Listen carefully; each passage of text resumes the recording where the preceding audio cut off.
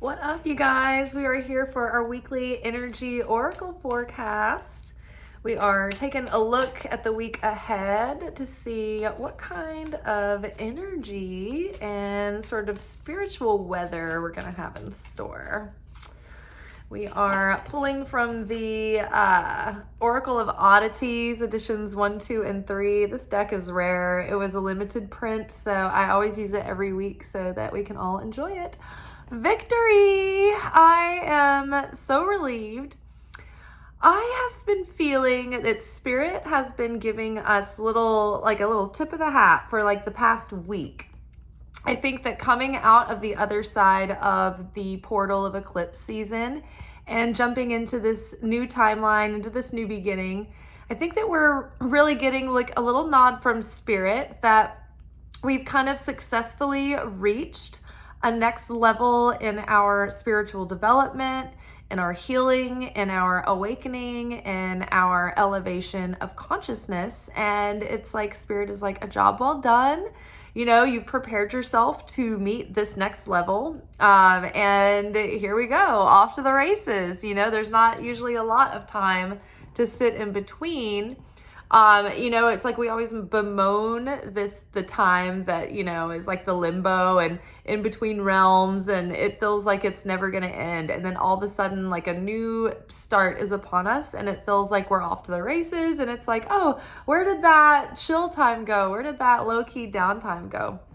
So victory, victory, victory. So if you are like, what victory? Everything still feels pretty much the same and nothing major or significant has happened.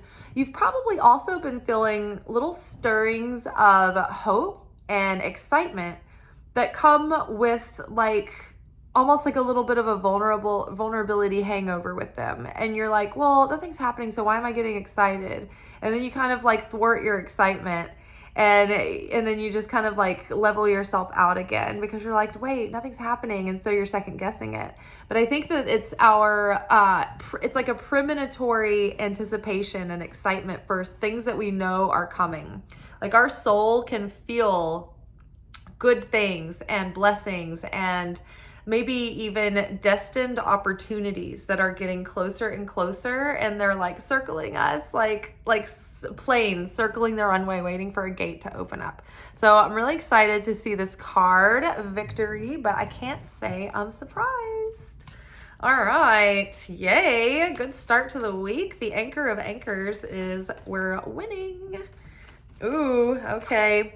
Feel, okay, yay. So let yourself feel into the excitement of having won, of having a job well done, of having already achieved what you've set out to do. And somebody brought up a great nuance to this practice. We always kind of think about the law of attraction, think about the excitement of already being in the life that you dream of for yourself. Think about the excitement of the wish or manifestation already fulfilled. Well, a reader that I really like to watch had pointed out the other day that if we are feeling too excited about that, then that means that it's still sort of out of our level, out of our reach. It's almost like we're a tourist in that life and it's not mundane.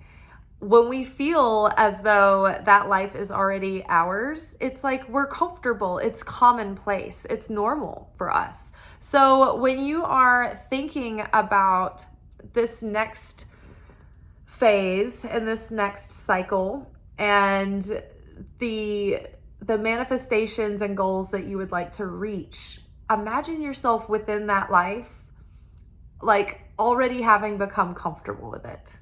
And in the meantime, lean into good feelings.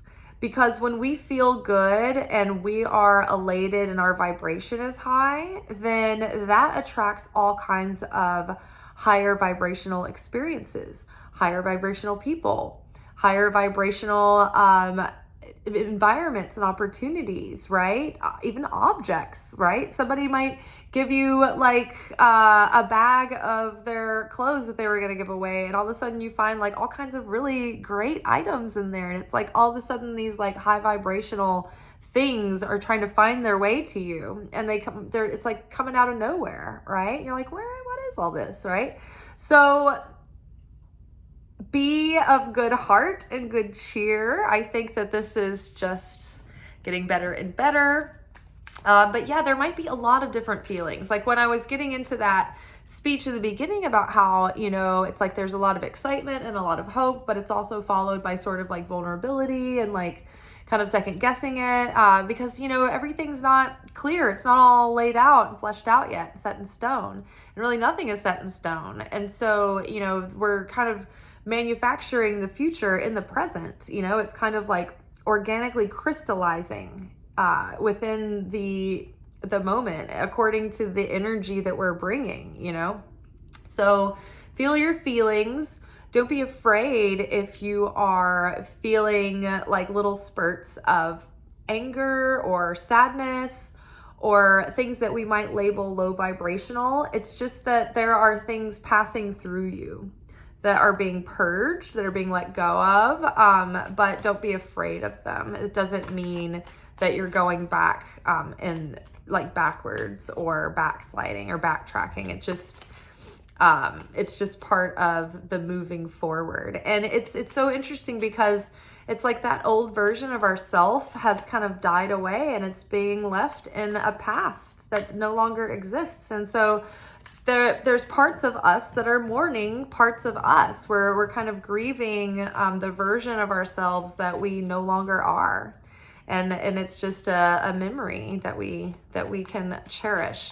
And if the former version of ourselves had a lot of problems and a lot of pain and a lot of difficult experiences, then we can cherish that part of ourselves with compassion and just like glean from the experience and the wisdom and the discernment that we've gained on the other side of the healing and the reflection on. Okay, so we've got victory, we've got feel, you know, feeling victorious is going to be powerful, feeling like a winner, feeling like things are working out, and just continuing to proclaim that and reinforce that. We have passion. I love it. So we've got victory, we've got feel, we've got passion. And I love this like illustration because we've got a heart here that's bursting with blossoms and blooms. And these are knockout roses. And knockout roses they're tough and they are determined and they grow like wild and they have a million blooms and they bloom for as long as the weather is even halfway decent. But knockout roses are like tenacious, they're sturdy, they're dependable, they're predictable in a good way, right? They produce, you know that they're going to deliver. Whenever I am going to Home Depot trying to figure out like, what am I going to put in my garden? What's going to look good all summer? What is going to be easy to take care of that I can't ruin? What's not too fickle? And knockout roses, I know, are sturdy. They can weather a storm. They can bounce back. They're resilient, right? And so that's like our heart. It's like we have a resilient heart that has become strong and sturdy, and it can blossom in, you know, even difficult or unideal conditions. And it's prolifically in blossom, you know, not just some blossoms. It is full and bountiful and abundant in blossoms. This column here, it looks like almost a trachea or something or another, but it reminds me of the central column on the tree of life. And the tree of life is laid out into 3 columns. And let me get my map to show you guys. We haven't deployed chart in a minute. Oh, chart is here. So this is the tree of life, and these are the 3 columns of reality. There is the pillar of mercy. There is the pillar of severity or judgment. And then there is the central column, the pillar of the central column. And the central column represents, so the judgment column are sort of the more stern or disciplinary dimensions of consciousness. The pillar of mercy is like the generous, abundant celebration, beauty, symphony, inspiration side of this is like blessings being poured out onto you, favor. The other side is like difficult situations that take you through learning experiences. But in order to cleanse your negativity and bring all of these virtues from vice into balance, like we're trying to balance these out, right? So these are kind of like opposite energies that when reconciled are in perfect balance. Well, when we balance these different dimensions of consciousness out, it gives us a central pillar. This is our backbone. This is our spine. This is strength. This is fortitude. This is certainty in the Creator. This is having the ability to practice grounded reason and discernment and wisdom and execute that, right? Without feeling reactive to life and feeling like we are in response to every little thing all the time, changed by every breeze that blows. It's like, oh, I'm affected by this. It's like when you have balanced and you have strengthened and activated that central column, you are no longer like, on the highs and lows of an emotional roller coaster. You're more stable. If something happens that's exciting, you can appreciate it. But we realize after a certain point in our life that these significant events, they're only so significant, right? It's never like one thing that like makes or breaks your life, unless you like win the lottery or something like that. Like you have a phenomenal event that is life-changing. Otherwise, it's like the perspective is that yes, an experience comes and it's either wonderful and amazing and you're on top of the world for a brief period of time, and then you settle back into normal and you're like, okay, back to mundane. And then there are some events that are terrible and you're devastated or scared or worried or stressed or freaked out, and then it lasts for a brief period and then you settle back into normal and mundane. And it's like the certainty is knowing that it's like no matter what, it's all gonna level out back to the mundane. The Creator is with me. We will see this through. I have support from the universe to help me and guide me and lead me. And I've never been left high and dry yet. And everything that's happened has served a purpose, or it can serve a purpose if I choose to see things that way, choose to hold and own that perspective.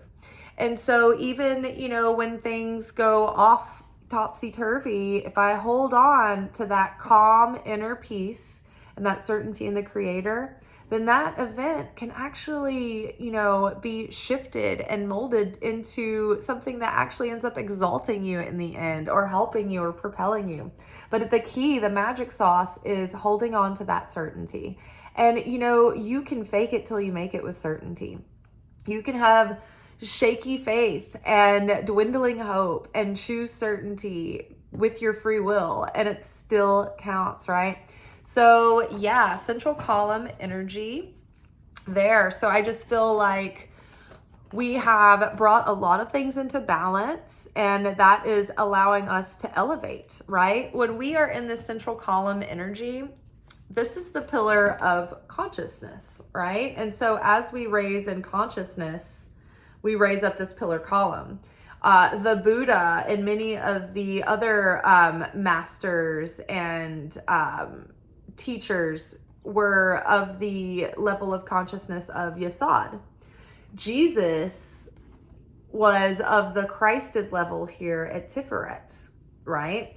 And then above this, it's like you're being reabsorbed into, like you're an ascended master being reabsorbed into the all, into the whole, into God.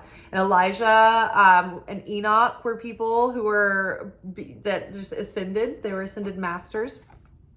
So it's ascending in consciousness. So as we, have been victorious over this period of growth and learning, we are feeling different. We're feeling elevated, and our passion is helping us ascend in consciousness. And it's helping us light a fire that's propelling our progress. And it's giving us something to build with, and a sturdy, stable, strong foundation to build upon. Which, back to the column, this column is like that sturdy, solid support system that holds everything up from collapsing.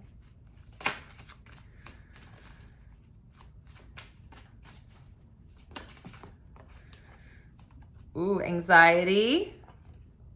So let yourself release this anxiety. Don't ignore it. Don't suppress it, because we have the card that's like feel. So if you're feeling anxious, allow yourself to acknowledge that you are feeling anxious and try to look around and see and diagnose what's adding to my anxiety. Can I alleviate any of this? Can I alleviate any of the mundane things that have piled up and begin to make sure that things are, my environment around me supports good feelings? You may need to clean your energy or clean your space or clear your things to do list, right? Of all the things that are like weighing on your mind and you feel like you're being pulled in every direction.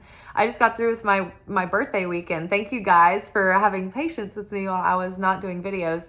Last night, I usually do the Secret Teachings of Jesus video after work for like midnight secret sermon. I was out of body. I was a shell. I was a dead person. I was in my tomb. I was so hungover. And then the night before, I was running around all night, all day, just preparing for my birthday extravaganzas. And then Thursday, I think I got our love reading up, but I did it earlier in the day. But yeah, so now we're finally back, guys. I've recovered. But yeah, I had so much anxiety just trying to run around and get everything done so I could have a good time. It's like I can barely fit my own birthday into my life. And I'm like, how do people do it when they're like, you know what, I just took a day to treat myself. They're like, I went to the spa, I went to get a facial, and now I've got like, and they come to me for a reading in the middle of all that. I'm like, you can go get a reading and a facial, go to the spa, and like then do something for your birthday later on, like all in one day. Like, how much day do you have? Do you have more hours than I do? Because I don't think I can manage all that. All right, let's get one last card to finish on. One last card. Ooh, ego. I love this. I was like, I want to finish on a positive note. So the ego is causing you the anxiety because the ego is used to holding on to fear, to lack, to doubt, to anxiety. Well, when we're feeling passionate and victorious and we're feeling good and we're feeling fulfillment, the ego is like, I don't have anything to cling to. I don't have anything to lean on. Like the handrails, I don't have any handrails. Where, it's like it feels a little bit threatened and exposed and vulnerable, and just kind of like out there, defenseless. And so the ego might be playing with you this week, causing you more anxiety, like causing you anxiety that is an unfounded fear, that there's not really like anything serious to worry about. That yes, you may be looking at some challenges and there may be have been things recently that have been making you feel nervous or like a little bit like shaky or anxious, but there's no real threats around you right now. Everything is an illusion. It's going to, work itself out. You might have to participate in that, but you don't have to force the solution. Spirit will bring that to you, but you need to be open and ready to like take the action once you're divinely guided to take that action. Otherwise, you can soothe your ego.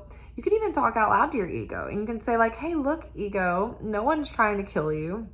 We just want you rehabilitated so that you're working for us and not against us, right? You are welcome, ego. We just need you to be at your healthiest, most productive. Because like if you don't have enough of an ego, then you may hide in the shadows when you really need to be out there like doing something or pursuing something or, whatever it is. You might hold yourself back because your ego, like you're afraid that you might be perceived as an egomaniac.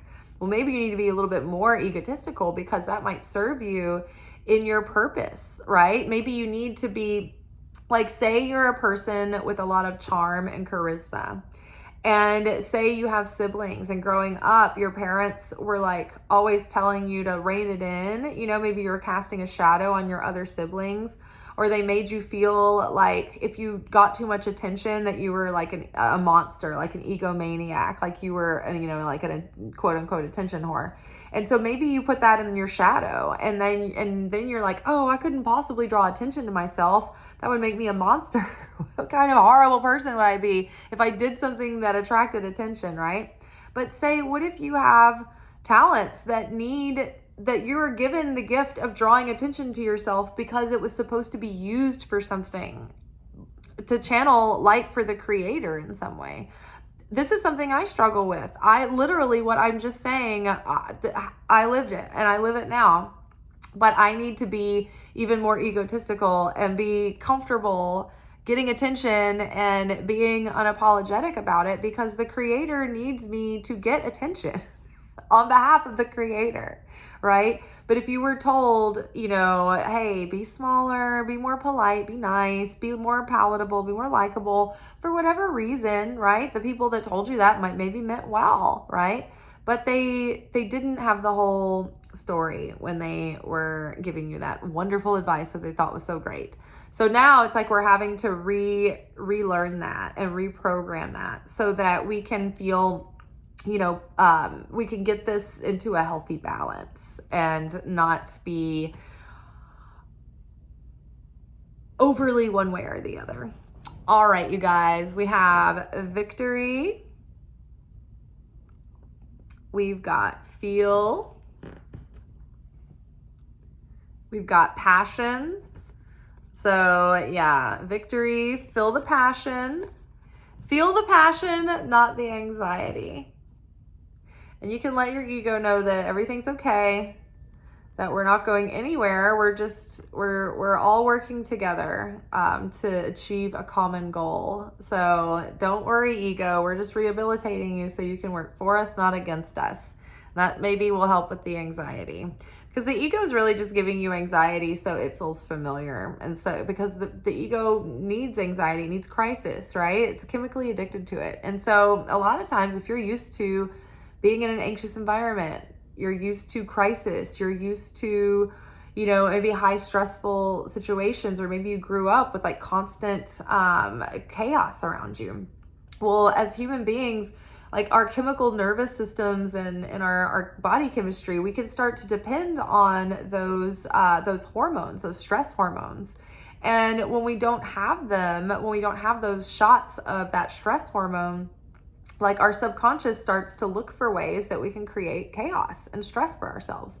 So be mindful of that and question the things that you start to feel so anxious about this week, and ask them, is there any real like material significance here? Is there any weight to this, or is this just a manifestation of my nervous ego?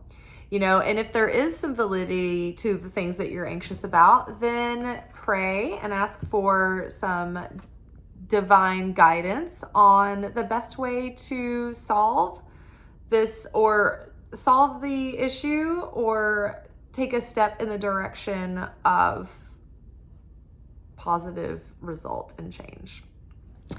All right, y'all, that is all for now. I will see you tomorrow in Monday's anchor message, where we take a look at the spiritual lessons that we're going to be working with for the week. All right, y'all, hope you have a good one tomorrow. I'll see you. Ciao.